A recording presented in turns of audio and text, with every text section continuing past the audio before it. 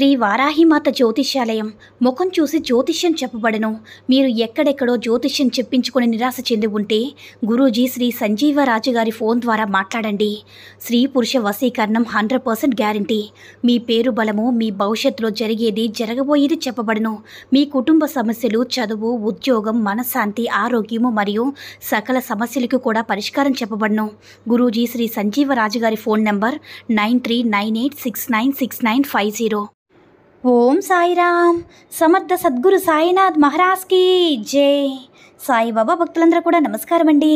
సాయినాథుని ఆశీస్సులతో అందరూ కూడా సుఖంగా, సంతోషంగా, అష్టైశ్వర్య, ఆరోగ్య, అభివృద్ధితో ఉండాలని మనస్ఫూర్తిగా కోరుకుంటూ ఈరోజు ఈ వీడియోని మొదలు పెడుతున్నాను.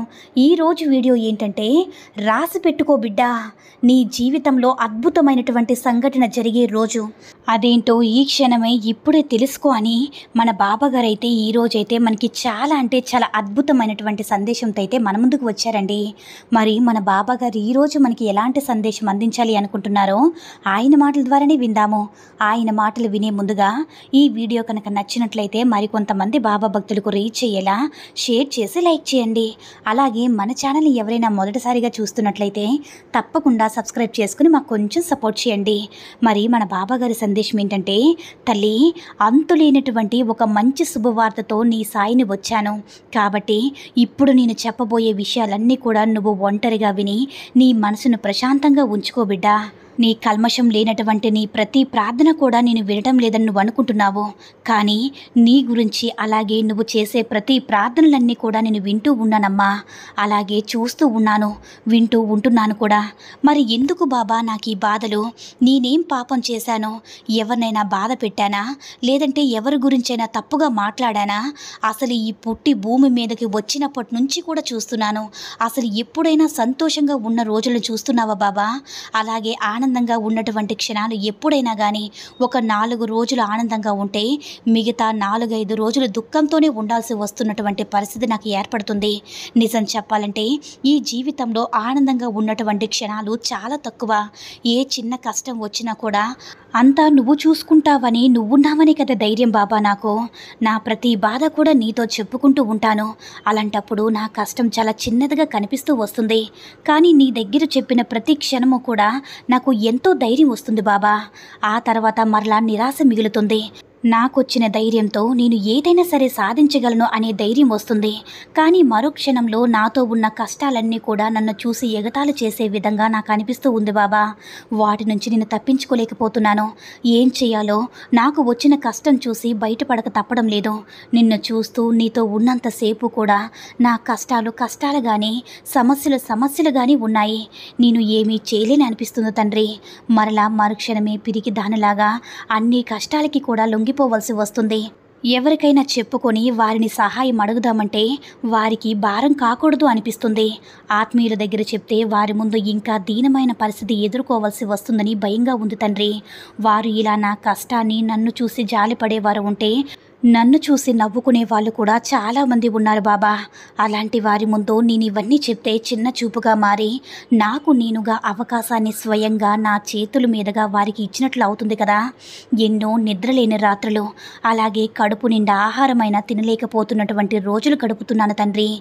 ఏ జన్మలో ఎవరికైనా కానీ తెలిసి కానీ తెలియక కానీ ఏదైనా తప్పు చేసి ఉంటే సరిదిద్దు తండ్రి. సర్వం నువ్వే అని నమ్మినటువంటి నాకు నువ్వు కూడా రాను రాను నాకెదురయ్యే పరిస్థితుల ప్రభావం వల్ల నిన్ను కూడా దూరం చేసుకుంటానేమోని భయంగా ఉంది. నా కోరిక పట్ల ఏమీ నాకు వ్యామోహం లేదు. ఎక్కువగా సంపాదించాలి, మేడలు కట్టాలని ఆలోచన కూడా నాకు లేదు తండ్రి. నా మనసులో ఉన్న మాట ఒక్కటే, నా వల్ల ఎవరి మనసు బాధపడకూడదు, నేను ఎవరికి భారం కాకూడదు. నేను నా కష్టానికి తగిన విలువ, దానికి వచ్చే ధనం నాకు చాలు బాబా. నాది చాలా చిన్న కుటుంబం. నాకు ఉన్న దాంట్లో సంతోషంగా ఉంటూ తృప్తిగా ఉన్నన్ని రోజులు సంతోషంగా గడపాలని నా కోరిక. నా బిడ్డలను ఉన్నతమైనటువంటి స్థితిలో చూడాలనేదే నా ముందున్నటువంటి గొప్ప లక్ష్యం. వారి కోసమే కదా ఎన్ని కష్టాలైనా ఇష్టంగా ప్రతిదీ చేసుకుంటూ వస్తున్నాను, అన్నీ సర్దుకుపోతూ వస్తున్నాను తండ్రి.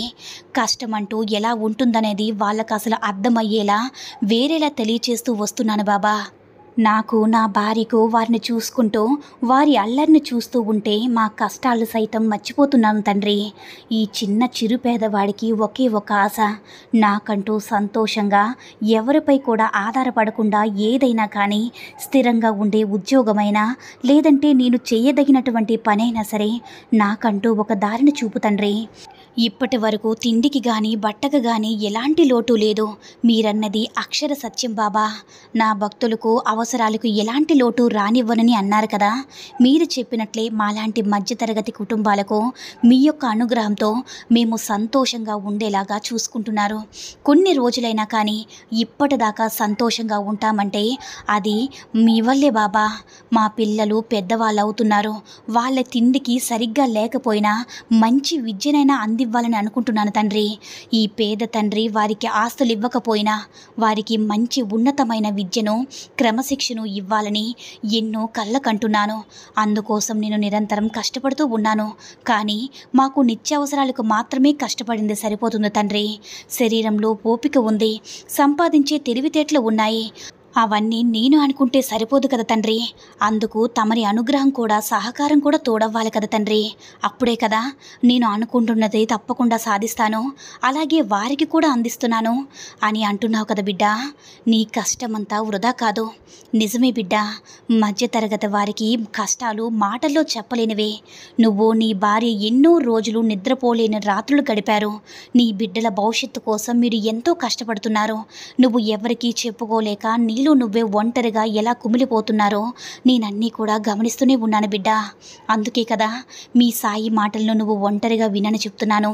ఇప్పటి నుంచి వారికి ఎలాంటి కష్టము రాకుండా వారికి అంతా కూడా అర్థమయ్యే విధంగా అన్ని విధాలుగా తెలియచేస్తూ చాలా మంచి పని చేస్తున్నారు.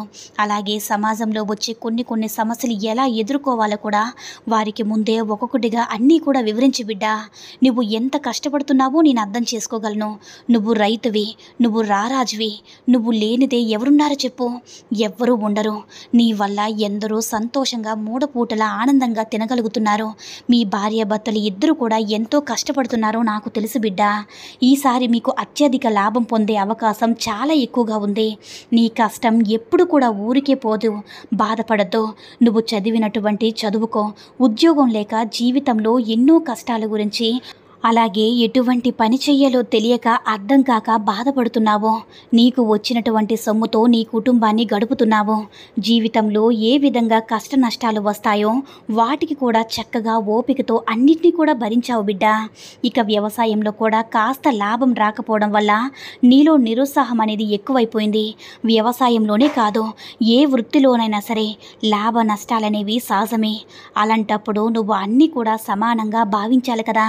నీ బిడ్డల భవిష్యత్తు గురించి బాధపడవద్దు బిడ్డ. వారికి ఉన్నతమైనటువంటి స్థితిలో ఉంచే బాధ్యత నాదే. ఇక వారికి నువ్వు ఇచ్చేటటువంటి ఆస్తి విద్య అన్నావు కదా, అది నిజంగా అభినందనీయమే బిడ్డ. అదే వారికి పెద్ద ఆస్తి. వారి గురించి అస్సలు ఆలోచించవద్దు. వారి గురించి అన్నీ కూడా బాధ్యత అంతా నేను తీసుకుంటున్నాను కదా. నువ్వు ధైర్యంగా ఉండు. వారు ఎప్పుడు కూడా నా సంరక్షణలో భద్రంగా ఉంటారు. అలాగే వారికి కావలసినవన్నీ కూడా నేను ముందే ఏర్పాటు చేసి ఉంచాను బిడ్డ. ఇక నుంచి నువ్వు మనసులో ఎక్కువగా ఆలోచిస్తూ ఉండవద్దు. ముందు నువ్వు ఆరోగ్యంగా ఉంటేనే కదా వారు ఆనందంగా ఉంటారు. ఎప్పుడు కూడా పిల్లలు తల్లిదండ్రుల ప్రతి కష్టాన్ని గుర్తించి మీ విలాసమైనటువంటి అనవసరమైనటువంటి పనులకు దూరంగా ఉంటూ వారి కష్టాన్ని గుర్తించి వారి గౌరవం వారికి కాస్త గౌరవం ఇవ్వండి.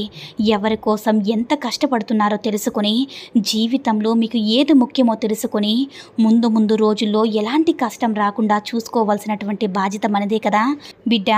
ఉద్యోగం కావాలని ఎంతగా ప్రాధాయపడి అడుగుతున్నావు కాబట్టి నీకు చదువుకు తగినటువంటి ఉద్యోగం కాకపోయినా నువ్వు చెయ్యదగినటువంటి పనులు నీకు గొప్ప విజయం వచ్చేలా ఈ సాయి నిన్ను అనుగ్రహించబోతున్నాడు బిడ్డ.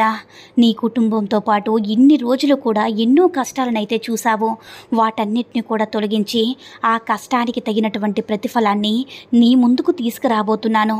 తద్వారా నీ కుటుంబం ఆనందంగా సంతోషంగా గడుపుతారు. మంచి లాభదాయకమైనటువంటి ఆదాయంతో నువ్వు మునిపటి కంటే కూడా ఎక్కువ ఆనందంగా గడుపుతావు బిడ్డ.